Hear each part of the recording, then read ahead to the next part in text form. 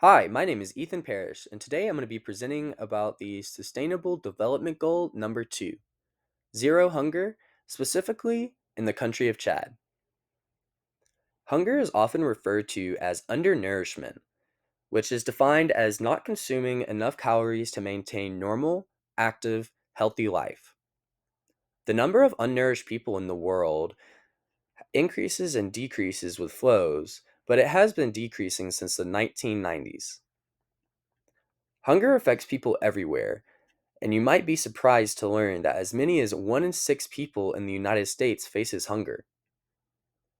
Over 30 million students in the United States rely on school lunch programs. And for some of those children, their meal at lunch is the only nourishment they receive all day.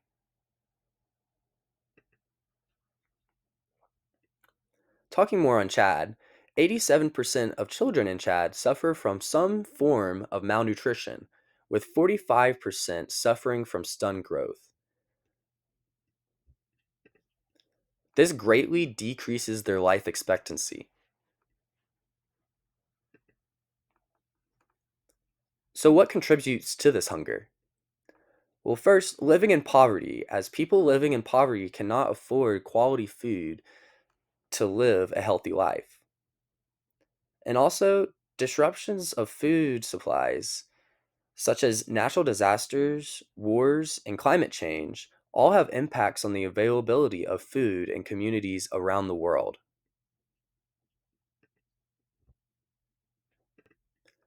Current solutions to achieve zero hunger include soup kitchens, which are free of cost food, which they don't ask any questions. You go in, they serve you, and you're fed.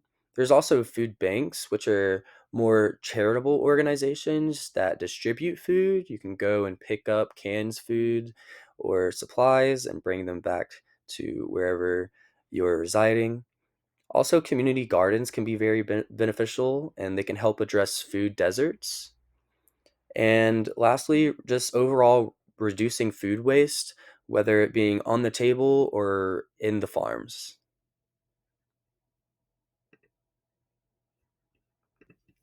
So, this graph shows two different countries, and then also I included the American population within this so we could see the difference between all of them. The countries are Chad, Syria, and then we have like the United States of America or Americans. So as you can see, Americans, we have had undernourishment in our country for a while, but it has been kind of at a steady, stagnant pace, kind of declining, goes up here and there. Um, and then looking at Syria, I chose that just because of the war that's going on. You can see how that unstability of resources, and when you have war and conflict going on, it greatly increases the hunger in communities and cuts off those resources, and it that is very like a very sad line to see go up so fast so quick. And then looking more at Chad, their percentages are way higher than both of these. It seems like there was a pretty good decrease around maybe 2008. And then it looks like the undernourishment is still going back up. So it would be nice to be able to get this to go down and we all be able to have zero hunger at some point in 2030. This is my brain map of some ideas that I had that could help the problem and be able to maybe one day get Chad to a zero hunger country, or at least help in certain areas. So, for starting, like weather prediction systems that are able to provide long term climate forecasting to help farmers better plan and also maybe even send like alerts to these farmers depending on droughts, floods, or in this case, as we're talking about Chad, so maybe like droughts would be more important. These can be sent over like text messages or through radio. Moving on, so agricultural drones, so aerial crop monitoring, it will help detect plant disease and optimize irrigation.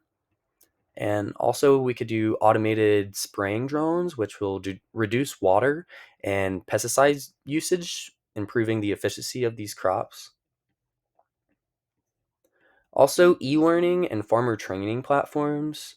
So some of these communities might not have the proper education to know or keep up with these trends because, especially in Chad, they're dealing a lot with global warming. And if they're not like highly educated on like the new research of global warming, they're not going to know how to properly farm, and it might degrade their land that they have to grow agriculture on. So, if we had online or maybe even radio based agricultural education, which can teach farmers modern farming techniques and sustainability practices, that could be very good.